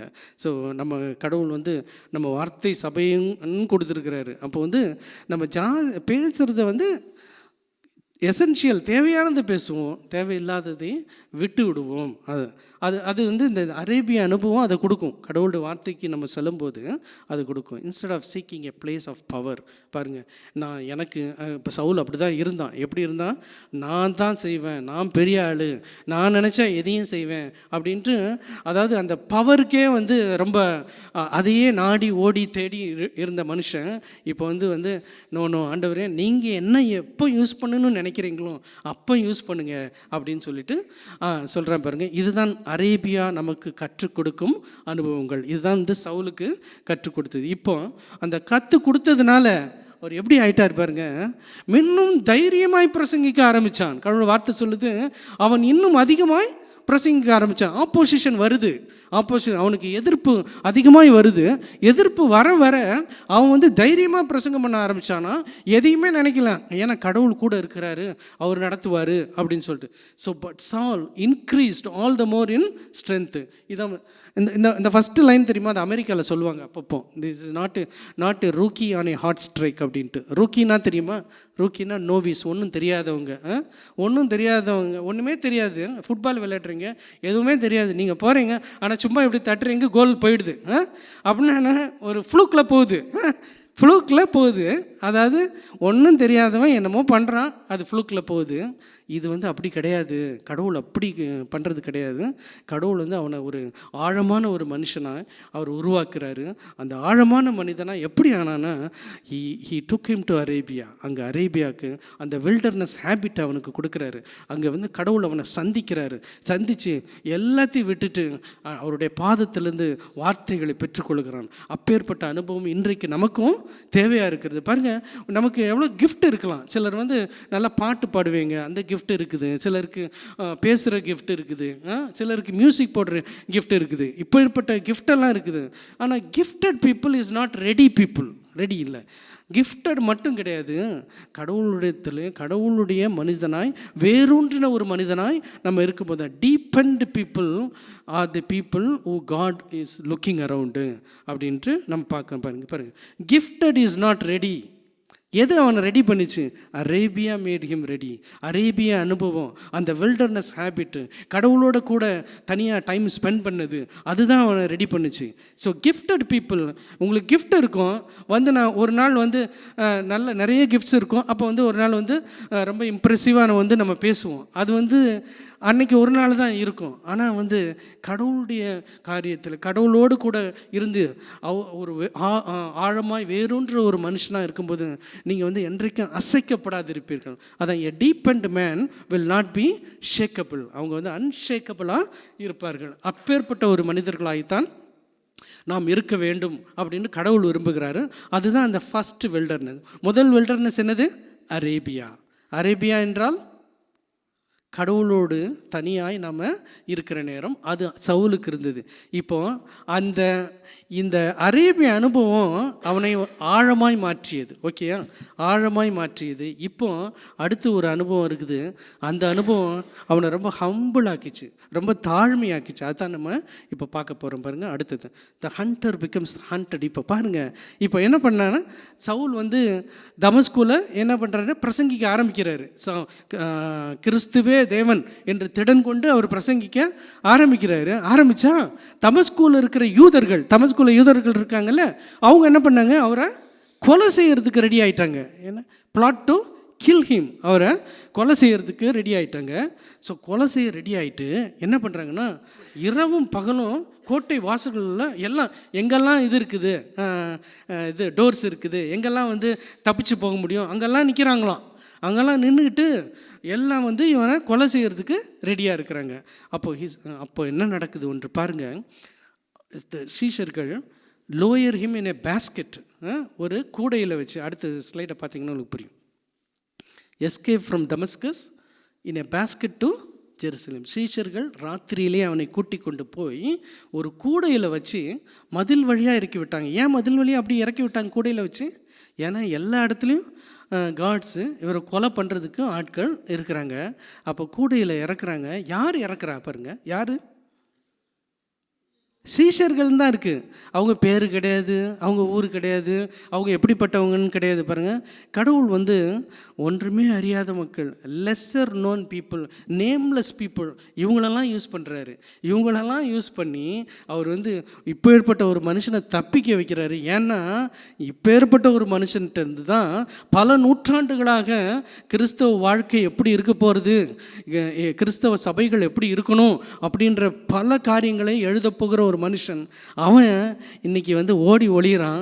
ஓடி ஒளியறதுக்கு ஹெல்ப் பண்ணுறது யார் பாருங்க? பேரே தெரியாதவர்கள். கடவுள் பேர் தெரியாத, ஒன்றுமே அறியாத ஜனங்களை கூட அவர் யூஸ் பண்ணுவார். அவர் யூஸ் பண்ணுறது வந்து நீங்கள் பார்த்தீங்கன்னா ரொம்ப ஆச்சரியமாக இருக்கும். அவங்களுடைய பேர்களை பார்க்க முடியாது. ஏன் ஒவ்வொரு இப்போ பாருங்கள், பெரிய மதில் சுவர் அந்த காலத்தில் வந்து 300-400 அடியெலாம் இருக்கும். அவ்வளோ பெருசாக மதில் சுவர் இருக்கும். அந்த மதில் சுவர்லேருந்து எப்படி இறக்கி விடுறாங்களா? ஒரு பேஸ்கெட்டில். யோசிச்சு பாருங்கள், எல்லா ஆயுதங்களும் அணிந்து கொண்டு தைரியமாக தமஸ்குவில் அந்த இடம் இந்த இடம்லாம் போய் ஒரு கோர்ட் ஆர்டரை வாங்கிட்டு போய் எல்லா கிறிஸ்தவர்களை தைரியமாக போய் இழுத்துக்கிட்டு வந்து ஜெயிலில் போட்டு அவங்கள அடித்து துவைத்த ஒரு மனுஷன் ஒரு பேஸ்கெட்டுக்குள்ளே இப்போ இறங்குறான். ஐயோ, இறங்கும்போது அவனுக்கு எப்படி இருக்கும் பாருங்கள். ஐயோ, நான் எப்படி இருந்த மனுஷன், எப்படி எல்லாரையும் நான் வந்து எல்லாரையும் துன்பப்படுத்தின மனுஷனாக நான் இருந்தேன். ஆனால் இப்போ ஒரு கூடைக்குள்ளே போய் அப்படி கூனி கொறுகி இருக்க வேண்டியதாக இருக்குதே, ஓடி ஒளி வேண்டியதாக இருக்குதே அப்படின்ட்டு எவ்வளவு அவனுடைய மனதில் இருந்திருக்கும் பாருங்கள். அந்த பேஸ்கெட்டை வந்து லோயர் பண்ணுறாங்கன்னா அப்படி அவங்க 2 பேர் சேர்ந்து என்ன பண்ணுறாங்க, அப்படி கொஞ்சம் கொஞ்சமாக இறக்குறாங்க. அப்போ ஒரு ஸ்டெப்பு இறங்கும் போதும் ஆண்டவர், ச்சே நான் எப்படி இருந்தவன் இப்போ இறங்கிட்டு இருக்கேனே அப்படின்ட்டு இருக்கும் பாருங்க. அன்றையிலிருந்து அவனுக்கு அந்த தாழ்மை வர ஆரம்பிச்சிருச்சு. ஐயோ, இப்போ ஏற்பட்ட மனிதர்கள் வந்து எனக்கு உதவி செய்யலைன்னா என்னால் இப்போ உயிரோடு கூட இருந்திருக்கிற முடியாது. இந்த மாதிரி மனிதர்களை எங்களுக்கு கொடுத்துருக்குறீங்களே, இந்த மாதிரி மனிதர்களை என்னுடைய வாழ்க்கையில் நீங்கள் தந்திருக்கிறீங்களே, இவர்களால் நான் இன்னைக்கு வந்து ஜீவனோடு இருக்கிறேன்னா அது இவங்களால தான். ஆனால் இவங்க யாருன்னு எனக்கு தெரியாது. இவங்க வந்து சீஷர்கள்னு தான் தெரியும், இவங்க ஏதோ கிறிஸ்தவர்கள்னு தெரியும். ஆனால் இவங்க இன்றைக்கு என்னை தப்பு வைக்கிறார்கள் அப்படின்ற அன்றைக்கு பாருங்கள் அவனுக்கு அப்பேற்பட்ட ஒரு மனசு வந்திருக்கும். ஐயோ, யாரையுமே நான் தப்பாக நினைக்கக்கூடாது, எனக்காக உதவி செய்வர்கள் இப்பேற்பட்ட மனுஷங்களாக இருக்கிறாங்க. அவங்க பேரை நீங்கள் பார்க்கவே முடியாது, அவங்களுடைய பெயர்களை நீங்கள் பார்க்கவே முடியாது. சிம்பிளி டிசைபிள்ஸ்ன்னு தான் சொல்லியிருக்கேன், வேறு ஒன்றுமே சொல்ல பாருங்கள். அப்போ அதே போல் தான் இன்றைக்கி have you had your own net down lately? உங்களுக்கும் இப்படிப்பட்ட ஒரு காரியம் நடந்திருக்குதா? எவ்வளோ பெரிய காரியங்களாம் நீங்கள் செஞ்சுருப்பீங்க. சில விஷயங்கள் சில நேரங்களில் உங்களுக்கு கூட சிலர் உதவி செஞ்சுருப்பாங்க. நீங்களும் இப்படிப்பட்ட ஒரு சூழ்நிலையில் நீங்கள் போயிருப்பீங்க. அப்போ சில ஃபெய்த்ஃபுல் ஃப்ரெண்ட்ஸ் உங்களுக்கு ஹெல்ப் பண்ணியிருப்பாங்க பாருங்க, அவங்கள மறக்கக்கூடாது. அதான் இந்த வார்த்தை சொல்லுது பாருங்கள். ஸோ இங்கே பார்த்தீங்கன்னா அடுத்து என்ன பண்ண, அப்படி தாழ்மையை கற்றுக்கொண்ட அந்த மனுஷன் என்ன பண்ணுறான்னா இப்போ எங்கே போகிறாரு, தப்பிச்சு எங்கே போகிறாரு? தமஸ்குலேருந்து ஒரு கூடையில் இறக்கி விட்டு அவர் தப்பிச்சு எருசலேமுக்கு போகிறாரு. ஓகேயா? எருசலேமுக்கு போகிறாரு. எருசலேமில் எல்லா இடமும் அவருக்கு தெரியும். ஏன்னா எருசலேமில் நிறைய பேரை வந்து அவர் கொன்ற மனுஷனு எல்லாம் ஒரு ஸ்ட்ரீட்டு நூக்கு கார்னர் எல்லாமே அவருக்கு தெரியும். எல்லா இடத்துலையும் இவரை தெரிஞ்ச மனுஷங்க நிறைய பேர் இருக்கிறாங்க. அப்போது எல்லாமே சால் ஓன்டு எருசலேமே அவனுடைய சிட்டி மாதிரி தான். அப்பேற்பட்ட ஒரு மனுஷன் எருசலேமுக்கு வரான். எருசலேமுக்கு வந்து அங்கே எருசலேமில் சில சீஷர் இருப்பாங்கல்ல, கிறிஸ்தவர்கள் இருப்பாங்கல்ல, அவங்க கூட சேர்ந்து போய் ஊழியம் பண்ணணும் அப்படின்னு வரான். அப்படி ஊழியம் பண்ணணும்னு வரப்போ அவங்க இவனை ரிஜெக்ட் பண்ணுறாங்க. ஏன் ரிஜெக்ட் பண்ணுறாங்க? உண்மையாக நம்ப முடியல. இது வந்து மாறின மனுஷன்தானா அப்படின்னு நம்ப முடியல. அவங்க வந்து இவனை ரிஜெக்ட் பண்ணுறாங்க. ஆக்சுவலாக அவங்க பயப்படுறாங்க, நம்மளையும் வந்து கொல்றது தான் வந்திருக்கிறானோ அப்படின்ட்டு. அப்போ வந்து அங்கே வந்து இவனை ரிஜெக்ட் பண்ணுறாங்க. புறக்கணிக்கப்பட்ட மனுஷனாய் அவன் இருக்கிறான். உண்மையாக மனம் திரும்பின ஒரு மனுஷன், உண்மையாக மனம் திரும்பின ஒரு மனுஷன் புறக்கணிக்கப்பட்டவனாய் இருக்கிறான். அப்போ உண்மையாக வந்து கடவுளுடைய காரியங்களை ஊழியங்களை செய்கிறவங்களும் புறக்கணிக்கப்படுவாங்க. பேட் ட்ராக் ரெக்கார்டு இருக்கிறவங்களும் புறக்கணிக்கப்படுவாங்க. இவங்க எப்படி நினச்சாங்க, இவனுக்கு பேட் ட்ராக் ரெக்கார்டு, இவர் வந்து எல்லாரையும் கொன்னவர், எல்லாரையும் வந்து நம்மளெல்லாம் அடித்து நாசப்படுத்தின ஒரு மனுஷன் இங்கே வந்துட்டான், இவனை நம்பலாமா? அப்போ வந்து அவனுடைய பேட் ட்ராக் ரெக்கார்டு மனுஷர்களுக்கு வந்து அதை ஃபாலோ பண்ணிக்கிட்டே இருக்குது. அவங்களுக்கு மனிதர்கள் அவனை பார்க்கும்போது வந்து அதுதான் ஞாபகம் வருது, அவன் ஏன் இப்படி இதுக்கு முன்னாடி எப்படி இருந்தான்ட்டு. ஆனால் இப்போ மாறின ஒரு மனுஷன் இவன் நினச்சிருப்பான், நான் இப்போ மாறிட்டேனே அப்படின்ட்டு. அப்போ நினச்சிட்டு இருக்கிறப்ப தான் அப்போ பார்த்தீங்கன்னா நம்ம கூட அந்த அப்படி கொட்டுன மாதிரி இருக்கும். அந்த நம்மளை ஒருத்தர் புறக்கணிக்கும் போது அது நீங்களும் அனுபவிச்சிருக்கீங்களா? நிறைய விஷயங்களில் உங்கள் வாழ்க்கையில் அனுபவிச்சிருக்கீங்களா இந்த புறக்கணிப்பு? இந்த புறக்கணிக்கு நீங்கள் பேடாக இருந்ததுனால மட்டும் உங்களை புறக்கணிக்க மாட்டாங்க. நீங்கள் குட்டாக இருந்தாலும், நீங்கள் நல்லது செஞ்சுருந்தாலும் கூட ஒருவேளை உங்களை புறக்கணிச்சிருக்கலாம். அந்த புறக்கணிப்பு கண்டிப்பாக என்னன்னாலும் உண்டாகும். மிஸ் அண்டர்ஸ்டாண்டிங் ஆகலாம், நடக்கலாம். அப்பேற்பட்ட அந்த பெயின்ஃபுல் மெமரிஸ்லாம் வந்து உங்களுக்கு ஒருவேளை கூட வரலாம். ஆனால் பெயின்ஃபுல் மெமரிஸ் வந்தாலும் அதை மறந்துடாதீங்க. கடவுள் வந்து ஒவ்வொன்றுத்தையும் ஞாபகப்படுத்துகிறார் பாருங்க. ஒரு பேர் தெரியாத மனிதர்கள் இவனுக்கு ஹெல்ப் பண்ணுறாங்க. அப்போ வந்து அவனுக்குள்ளாக அந்த தாழ்மை எண்ணம் வந்துடுச்சு. ஐயோ நான் மாறிட்டேன், அப்போ கூட என்னை நம்ப மாட்டேங்கிறாங்களே அப்படின்னு இருக்கிறப்போ அவனுக்கு அது பெயின்ஃபுல்லாக இருந்திருக்கும். அந்த பெயின்ஃபுல் இதெல்லாத்தையும் கடவுள் பயன்படுத்துகிறார். கடவுள் பயன்படுத்தி அவனை ஒரு ஆழமான ஒரு மனுஷனாய் அவர் மாற்றுகிறார் பாருங்க. இப்பேற்பட்ட சூழ்நிலை நம்ம போகும்போது கூட நீங்கள் ஒன்று நினச்சிக்கோங்க, பெயின்ஃபுல் மெமரிஸு, பெயின்ஃபுல் சிச்சுவேஷன்ஸில் நான் கடந்து செல்லும் போதும் கடவுள் வந்து இதை எனக்கு நன்மையாய் முடிய பண்ணுவார். நிச்சயமாக நன்மையாக முடிய பண்ண தேவன் தான் அவர். ஏன்னா அதுக்கப்புறம் அப்போஸ்தலனாகிய பவுலை வந்து பல நூற்றாண்டுகளாக எல்லாருமே கொண்டாடி கொண்டிருக்கிறோம். ஆனால் அப்பேற்பட்ட மனுஷன் இப்படிப்பட்ட ஒரு பெயின்ஃபுல் சிச்சுவேஷனில் போயிருக்கிறான்னா உங்களால் நம்ப முடியுதா? எப்படி இருந்திருக்கும் கொஞ்சம் யோசிச்சு பாருங்கள். அந்த பேஸ்கெட்டில் ஒரு ஸ்டெப்பு இறங்கும் போதும் ஐயோ நான் எப்படி இருந்தேன் நான் நினச்சி பார்க்குறேன் பாருங்க. நான் இந்த ஆஸ்திரேலியாவுக்கு 2004 வந்தப்போ எனக்கு ஐடி ஜாப் கிடைக்கல ஃபஸ்ட்டு. அதனால் இதில் நம்ம எல்லாரும் ஒர்க் பண்ணுற மாதிரி ஒரு பெட்ரோல் ஸ்டேஷனில் ஒர்க் பண்ணேன். அப்போது பெட்ரோல் ஸ்டேஷனில் ஒர்க் பண்ணுறப்போ எல்லா வேலையும் நம்ம தான் பண்ணோம். நைட்டு பண்ணும்போது அதில் வந்து அந்த பொருட்கள்லாம் எடுத்து வைக்கிறது, அதில் ஒரு முக்கியமான இது என்னென்னா க்ளீன் பண்ணணும். நைட்டு அதாவது நைட் ஷிஃப்ட் ஒர்க் பண்ணும்போது க்ளீன் அந்த இதெல்லாம் போட்டு க்ளீன் பண்ணுவாங்கல்ல, அப்படி க்ளீன் பண்ணும்போது ஆக்சுவலாக நான் உண்மையில அழுதுருக்கேன். அப்போது நான் எப்படி இருந்தேன் மனுஷன். எங்கள் வீட்டில் வந்து என்னை ஒரு காஃபி குடிச்சிட்டு ஒரு டம்ளர் கூட அப்படி வச்சுட்டு போய்கிட்டே இருப்பேன். அப்பேற்பட்ட மனுஷனாக இருந்தேன்.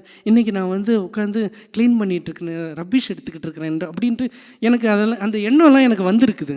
அப்போ வந்து பாருங்கள், நம்ம வந்து தாழ்மையை நம்ம கற்றுக்க முடியுது. அதாவது இதெல்லாம் ஒன்றுமே இல்லை, நம்ம வாழ்க்கையில் வந்து நிறைய அனுபவிக்க வேண்டியது இருக்குது.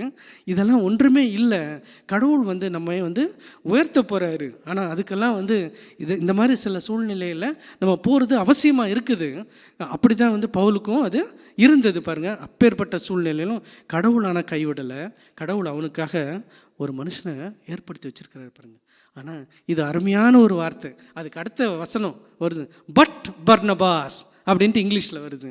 ஆனால் பர்னபாவோ அப்படின்னு வருது பாருங்க. இந்த 2 வார்த்தை அவன் வாழ்க்கையில் வந்து ரொம்ப முக்கியமான ஒரு வார்த்தையாய் இருக்கிறது. அதாவது எருசலேமுக்கு வந்துட்டான். எருசலேமுக்கு வந்தால் யாரும் வந்து இவனை அக்செப்ட் பண்ணிக்க மாட்டேங்கிறாங்க. அக்செப்ட் பண்ணாதனால இவனுக்கு ரொம்ப பெயின்ஃபுல்லாக இருக்குது, ரொம்ப கஷ்டமாக இருக்குது, என்ன பண்ணுறதுன்னு தெரியல. அப்போ ஒருத்தர் வந்து வந்தால் எவ்வளோ சந்தோஷமாக இருக்கும் உங்களுக்காக பரிந்து பேசுகிறதுக்கு ஒருத்தர். அதுதான் இந்த வார்த்தை பட் பர்னபாஸ் அப்படின்னா. எவ்வளோதான் பெயின்ஃபுல் சிச்சுவேஷன் நடந்திருக்குது, ஆனால் பர்னபா அப்படின்ற ஒரு மனுஷன் வந்தான. பர்னபான்னா என்ன அர்த்தம் தெரியுமா உங்களுக்கு? பர்னபாஸ்ன்றதுக்கு அந்த பர்னபாஸ்னா சன் ஆஃப் என்கரேஜ்மெண்ட்டுன்னு அர்த்தமா. ஆறுதலின் மகன் அப்படின்ட்டு வேதம் சொல்கிறது. அந்த ஆறுதலின் மகன் வந்து எவ்ரிபடி நீட்ஸ் ஒன். எல்லாருக்கும் அப்படிப்பட்ட ஒரு மனிதர்கள் நமக்கு நம்முடைய வாழ்க்கையில் அவசியமாக இருக்கிறாங்க. உங்களுக்கு கூட சில பர்னபாக்கள் தேவையாக இருக்கும். கடவுள் சரியான நேரத்தில் கொடுப்பார்.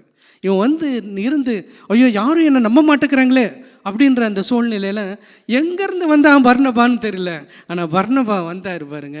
வந்து is called the son of encouragement. என்கரேஜ்மெண்ட்னா ஆறுதலின் மகன்னு சொன்னேன். அதுக்கு இன்னொரு தமிழ் வார்த்தை இருக்குது தெரியுமா? தேற்றுகிற மகன் இருக்கு கரெக்டாக.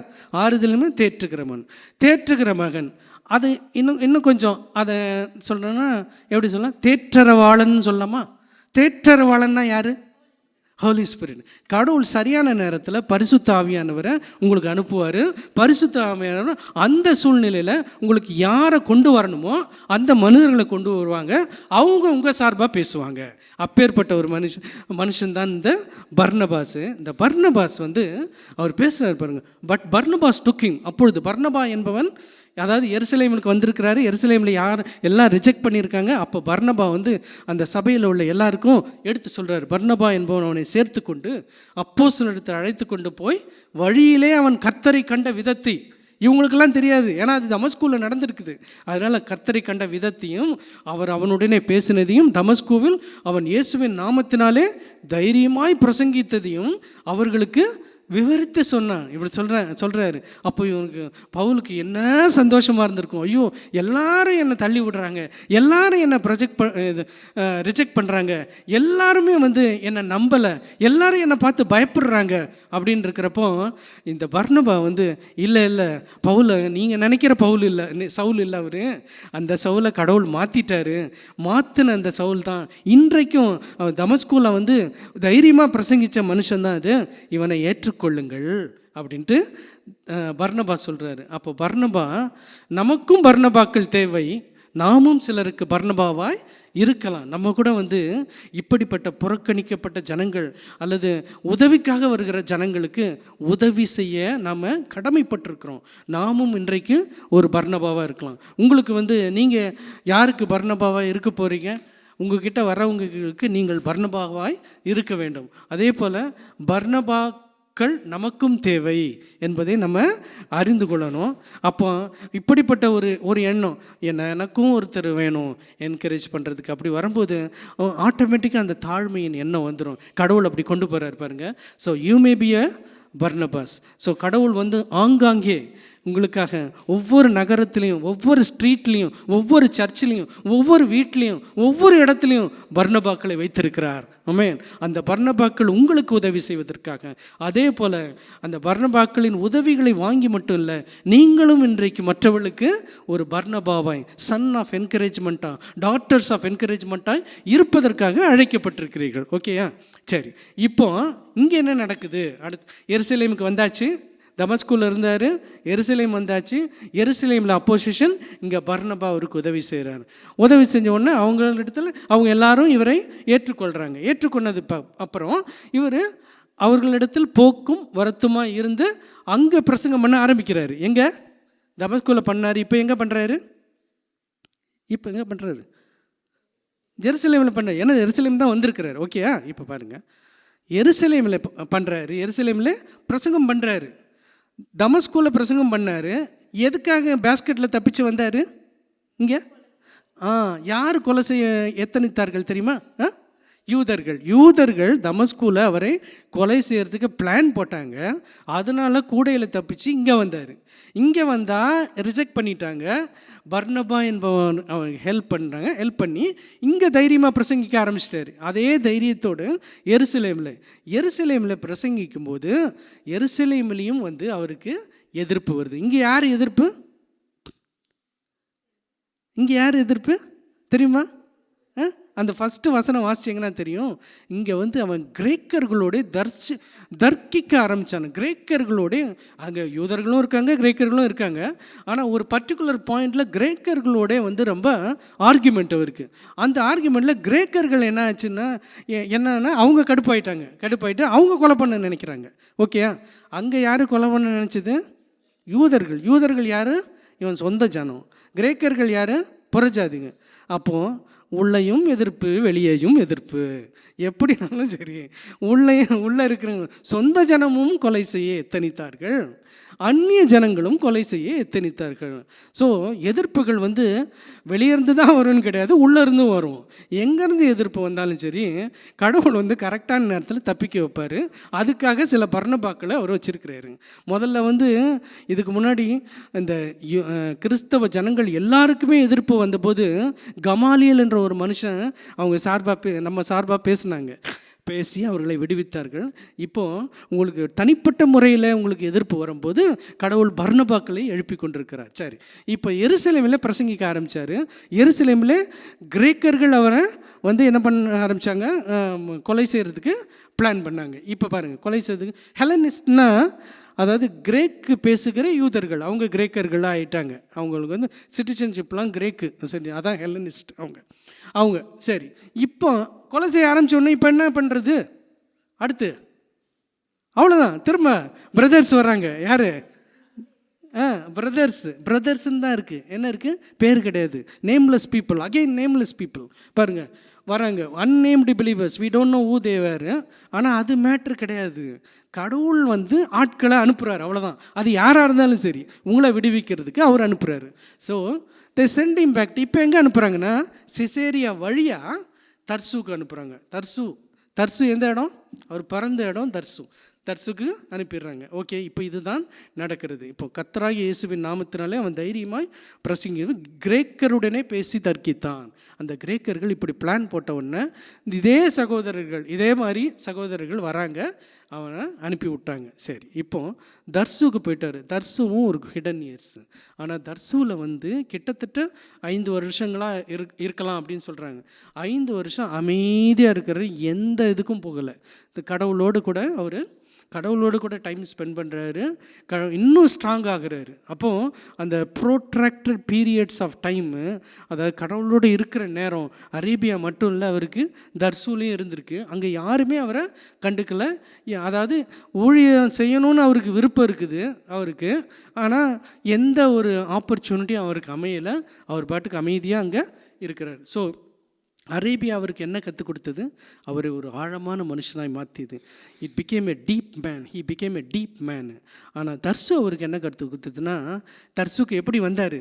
ஐயோ, இவங்கெல்லாம் காப்பாற்றப்பட்டு வந்தாங்க, இவங்கெல்லாம் காப்பாற்றி அனுப்பி வந்திருக்காரு. அப்போ வந்து அவரை டிபெண்ட் பண்ணக்கூடிய ஒரு மனுஷனாக ஆக்கிடுச்சு. என்னால் மட்டுமே முடியாதுப்பா, இண்டிபெண்ட் மேனாக நான் இருக்க முடியாது. I have to be a depend man. கடவுளை டிபெண்ட் பண்ணியிருக்கணும், மனிதர்களை டிபெண்ட் பண்ணியிருக்கணும் அப்படின்றதை அவர் கற்றுக்கொண்டார். அதான் அரேபியாவுக்கும் தர்சுவுக்கும் உள்ள வித்தியாசம் அது. ஸோ இப்போது அரேபியாவிலேருந்து எருசலேமில் தர்சுக்கு அனுப்பிட்டாங்க. தர்சுவில் அவர் பாட்டுக்கு அமைதியாக இருக்கிறாரு. ஏன்னா என்ன செய்கிறதுன்னு அவருக்கு தெரியலை, அதனால் அப்படியே இருக்கிறாரு. கொஞ்ச நாள் கழித்து அந்த 4-5 வருஷங்கள் தர்சுவில் அவர் இருக்கும்போது இங்கே சபைகள் பெருக ஆரம்பிச்சிருச்சு. எங்கே? எருசலேமில் எல்லா இடத்துலையும் சபைகள் பெருக ஆரம்பித்து விட்டது. சபைகள் பெருக என்ன ஆச்சுன்னா, அந்த இடத்துல ஒரு தேவை ஏற்பட்டது. ஓகேயா? சபைகள் பெருக ஆரம்பித்த உடனே பர்னபா எங்கே இருக்கிறாரு? ஜெருசலேமில் இருக்கார். பர்னபா போய் இவரை திரும்ப தேடுறதுக்கு போயிட்டார். எங்கே? சவுலை தேடுறதுக்கு எங்கே போயிட்டார்? தர்சுக்கு போயிட்டார். அதான் அந்த வசனம், புறப்பட்டு போய் அவனை கண்டு. இந்த ரீயூனியன் நமக்கு என்ன சொல்லுது? அதாவது அகெயின் பர்னபா வந்து சவுலை புறப்படுறதுக்காக போய் பார்க்குறதுக்காக போகிறாரு. அதே பர்னபாஸ் போகிறாரு பவுலை பார்ப்பதற்கு. அதே கிரேஸ் அங்கே எப்படி கிரேஸை காணணும்? Same grace coming again and again. உங்கள் கிருபை உங்களை பற்றி கொண்டாலும் அது விடாது. கிருபை விடவே விடாது கருப்பு அப்படின்னு ஒரு இது பார்த்துருக்கோம். அது கிடையாது. இது கிருபை விடவே விடாது. உங்களை ஒரு வாட்டி பிடிச்சதுன்னா அந்த கிருபை விடாது. கடவுளுடைய கிருபை திரும்ப வந்து கொண்டே இருக்கும். அது என்றைக்குமே மாறாது. அதே தான் அந்த கிருபை அப்பொழுது காண்பிக்கப்பட்ட அதே கிருபை. இவன் நினச்சிட்டான், ஐயோ நமக்கு கடவுள் கிருபை காண்பிப்பாரோ, நம்ம பாட்டுக்கு அமைதியாக இங்கே இருப்போம், வேற நமக்கு என்ன இருக்குது அப்படின்ட்டு தர்சூலியே இருக்கிறாரு. ஏன்னா எதிர்ப்புகள், எங்கேயும் போக முடியல. சரி, கர்த்தருடைய வார்த்தையிலே நம்ம இருப்போன்ட்டு அவர் பாட்டுக்கு இருக்கிறாரு. ஆனால் ஒரு நாள் வருது, திரும்பவும் பர்னபா போகிறாரு, போயிட்டு வந்து சம்ஒன் ரிமெம்பர்டு, அவருக்கு கடவுள் ஞாபகப்படுத்துறாரு, போகிறாரு. அதே கிரேஸ் அகெயின் பர்சியூயிங், அப்பேற்பட்ட மனுஷன். ஓகே, சரி. இப்போ வென் டு லுக் ஃபார், பாருங்கள், இவன் வந்து அவனை போய் கண்டுபிடிக்கிறதுக்கு போகிறாரு. ஏன்னா அவர் சவுலை கூட்டிகிட்டு வந்து ஊழியங்களுக்கு போகிறதுக்காக, ஏன்னா சபைகள் பெருகி கொண்டிருக்குது, அப்போ தேவை வர ஆரம்பிச்சிருச்சு. அதனால் கூப்பிட்றதுக்கு போயிட்டுருக்காரு. சவுல் போகலை, அவரை கூப்பிடுறதுக்கு தன்னால் வந்து வருது ஆப்பர்ச்சுனிட்டி, அவருக்கு வாய்ப்புகள் தன்னால் வருகிறது. நம்ம கூட வாய்ப்பை தேடி ஓட வேண்டாம், வாய்ப்பு தன்னால் வரும். கடவுளுடைய காரியங்களை செய்கிறதுக்கு நம்ம வந்து போகிறதுன்னு இல்லை, நம்ம பாட்டுக்கு வந்து கடவுளுடைய வார்த்தையில் வேரூன்றி கொண்டே இருந்தோன்னா போதும், அவர் வாய்ப்புகளை உண்டாக்கி தருகிற தேவனாக இருக்கிறார். அவன் அமைதியாக தான் இருந்தான், ஆனால் கடவுளுடைய டைமிங்கில், கடவுளுடைய நேரம்னு ஒன்று இருக்கு பாருங்கள், அந்த நேரம் வரும்போது சரியான நேரத்தில் கடவுள் வந்து அவளை கொண்டு போகிற தேவனாக இருக்கிறார். சரி, குயிக்காக முடிச்சிடுறேன். இப்போ அதுக்கப்புறம் ஒரு வருஷம் எங்கே கூட்டிகிட்டு போகிறேன்னா அந்தியோகியாவுக்கு கூட்டிகிட்டு போயிட்டு அங்கே வந்து ஒரு வருஷமாய் அவங்க சபையில், அங்கே இருக்கிற சபைகளில் அவங்க போதிக்கிறாங்க, அப்படி வராங்க. சரி, இப்போது இதுதான் நடக்குது. அந்தியோகியாவிலிருந்து பல தேசங்களுக்கு அவர்கள் அனுப்பப்படுகிறார்கள். ஓகேயா, அந்தியோகியாவிலிருந்து அதுக்கப்புறம் ஓகேயா. சரி, நெக்ஸ்ட்டு இதுதான் நடக்குது. ஃப்ரம் கேப்சர் டு கமிஷன், அதாவது கடவுள் அவனை பிடித்ததிலிருந்து மிஷன் பணிக்களத்துக்கு அனுப்புகிற வரைக்கும் நடந்த காரியங்கள் இதுதான். பாருங்கள், அனனியாவுடைய வாழ்க்கையில் வராரு, அது யாருன்னே தெரியாது, அப்படிப்பட்ட ஒரு சீஷன், அவ்வளோதான். அன்னேம்டு டிசைபிள்ஸ் வராங்க அவங்க வாழ்க்கையில். கடவுள் வந்து இப்பேற்பட்ட மனிதர்களை அவர் யூஸ் பண்ணுறாரு நம்முடைய வாழ்க்கையில் கூட. ஸோ இயர்ஸ் ஆஃப் சைலன்ஸ், எல்லாம் இயர்ஸ் ஆஃப் சைலன்ஸ், டெசர்ட் அனுபவங்கள், இதெல்லாம் கடவுள் கொடுக்குற அனுபவங்கள் நம்மை வேரூன்றுகிற ஒரு மனுஷனாய் மாற்றுவதற்காக. இன்னும் கடைசியாக ஒரு வசனம் படித்தீங்க, ஞாபகம் இருக்கா? கிரேசி படித்தீங்க, லாஸ்ட் வசனம் என்ன தெரியுமா? அப்பொழுது கலிலேயா, சமாரியா, யூதேயா நாடுகளிலெல்லாம் சபைகள் சமாதானம் பெற்று பக்தி விருத்தி அடைந்து பெருகின அப்படின்ட்டு. எப்பொழுது இது? சவுல் ஊழியத்துக்கு வர்றதுக்கு முன்னாடியே. சவுல் வந்து அங்கே வந்தார், பிரசங்கிச்சார், போயிட்டார். அதுக்கப்புறம் லூக்கா இதை எழுதுகிறப்போ சவுலை பற்றி ஒரு வார்த்தை இருக்காது அந்த வசனத்துக்கு அப்புறம். 31வது வசனம் தான் இது. அதுக்கப்புறம் வார்த்தையும் ஒன்றுமே இருக்காது. இட் இஸ் ஷிஃப்டிங் டு பேதுருவும் அப்புறம் சபை எப்படி பெருகிச்சு அந்த மாதிரி காரியங்கள் தான் எழுதுவார். பவுலை பற்றின ஷிஃப்ட்டு பவுலை பற்றின காரியமே கிடையாது. It is the whole thing is shifting towards Paul. அதுக்கப்புறம் எப்போ வருவார்னா 10வது அதிகாரமும் வரமாட்டார், 11வது அதிகாரத்தில் கடைசி வசனம் அதான் இப்போ வாசித்தோம், அப்போ தான் வராரு. ஸோ அப்போ 11வது அதிகாரம் வரைக்கும் பவுல் வந்து இல்லவே இல்லை. லூக்கா அப்படி எழுதுறாரு. ஏன் எழுதுறாருன்னா, பவுல் இருக்கணும்னு அவசியம் இல்லை, பவுல் இருக்கணும்னு அவசியம் இல்லை. சபைகள் வளர்கிறதுக்கு, சபைகள் விருத்தி ஆகிறதுக்கு ஒரு மனுஷனால் இல்லை, எந்த மனுஷனையும் கடவுள் யூஸ் பண்ண முடியும். நீங்கள் நினச்சிட்டு இருப்பீங்க பவுல் பெரிய அப்போஸ்தலனு, பவுல் வந்ததுக்கப்புறம் தான் வந்து சபையெல்லாம் விருத்தி அடைஞ்சி, சபையெல்லாம் பயங்கரமாக குரோ ஆக ஆரம்பிச்சுன்ட்டு. கிடையாது. கடவுளோட வார்த்தை சொல்லுது அப்பொழுது அப்படின்னா இதோ பாருங்க. So the church throughout all Judea, அப்பொழுது கலிலேயா, சமாரியா நாடுகளுங்க சபைகள் விருத்தி அடைந்தது. எப்போன்னா சவுல் வரல, சவுல் வந்து தர்சுக்கு போயிட்டதுக்கப்புறம் நடக்குது. ஏன்னா சவுல் அப்புறம் பிக்சர்லேயே வரல. ஆனால் அடுத்த வசனம் என்ன சொல்லுதுன்னா, அப்பொழுது சமாரியா எல்லாத்துலேயும் கடவுளுடைய வார்த்தை பெருக ஆரம்பிச்சு, கடவுளுடைய சபை பெருக ஆரம்பிச்சிச்சு. கடவுளுடைய சபை பெருகிறதுக்கு ஒரு மனுஷன் இல்லை, அது கடவுளால் மட்டும்தான் முடியும். அது யாராலையும் செய்ய முடியாது, அது கடவுள் மட்டும்தான் அதை செய்ய முடியும். அதான் you and I are not indispensable. நீங்களும் நானும் தான் இருந்தால் தான் நடக்கும் அப்படி கிடையாது. பவுல் இருந்தால் தான் வந்து சபை வளரும் அப்படி கிடையாது. கடவுள் யாரை கொண்டு பண்ணுவார், இது கடவுள் மட்டுமே செய்யக்கூடிய காரியம். அதுதான் இதுலேருந்து விளங்குறது. ஓகே, சரி. இப்போ இதெல்லாம் நமக்கு என்ன சொல்லுது பாருங்கள், இந்த ஈவெண்ட்ஸ்லாம் வேல்யூ அதர்ஸ், மற்றவர்களை, அவங்க சாதாரண ஆட்களாக இருக்கலாம், ஆனால் அவங்கள கூட நம்ம மதிக்க கற்றுக்கொள்ளணும். அதுதான் வந்து பவுல் வந்து அந்த பெரிய பாடத்தை கற்றுக்கொள்ளணும். யாருன்னே தெரியாது, நேம்லெஸ் பீப்புள், ஆனால் இவங்க எனக்கு உதவி செய்கிறாங்களேன்னு அவங்கள வேல்யூ பண்ணுறதுக்கு. அது மட்டும் இல்லை, ஹம்பிள் யுவர் செல்ஃப், அவருக்கு அந்த தாழ்மையின் அனுபவம் வர ஆரம்பிச்சிச்சு பாருங்கள். ஐயோ இவங்க என்ன இது கூடையில் இறங்க நாங்கள் உங்களை இறக்கி விட்றோம் நானா கூடையில் இறங்குற மனுஷனா அப்படிலாம் சொல்லலை, இறங்கிட்டாரு, வேற வழி இல்லை. எப்பேற்பட்ட மனுஷன்! அந்த ஹம்பிள்னஸ் அவர் கற்றுக்கொண்டார் பாருங்க. Value others, humble yourself, trust God. எல்லாத்துக்குமே கடவுளை நம்பிங்க. நான் இன்னைக்கு கூடையில் இறங்குறேன், ஆனால் கடவுள் என்னை சிம்மாசனத்துக்கு கொண்டு வருவாருன்ட்டு அவர் வந்து நம்ப ஆரம்பித்தார். ஸோ இன்றைக்கும் வந்து கடவுள் வந்து மனிதர்களை வந்து வேல்யூ பண்ணுங்கள். அது யாராக இருந்தாலும் சரி, ஒரு சாதாரண ஆட்களாக இருக்கலாம், வந்து அவங்களையும் வேல்யூ பண்ணுங்கள், ஹம்பிள் பண்ணுங்கள், கடவுளிடத்தில் ட்ரஸ்ட்ஃபுல்லாக இருங்க. இப்போ அதுதான் இன்றைக்கு கேட்குற கேள்விகள். இதுதான், வேர் இன் யுவர் லைஃப். நீங்களே உங்களுடைய ஆத்துமாக்களுக்கு உத்தரவாதம் கிடையாது, கடவுள் தான் உங்களுடைய ஆத்துமாக்களுக்கு உத்தரவாதமாக இருக்கிறார். நீங்கள் வந்து எப்பயுமே வந்து நம்ம டிபெண்ட் பீப்புளாக இருக்கணும். இன்டிபெண்ட் ஸ்பிரிட்டை கடவுள் வந்து விரும்புவது கிடையாது. உங்களுக்கும் ஒரு அரேபியா இருக்கிறதா, அரேபிய அனுபவம் இருக்கிறதா?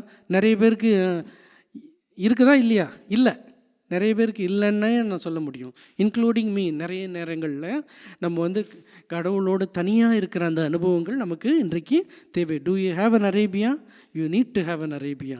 Don't book tickets to go to Arabia, go to protracted times with God. Okay.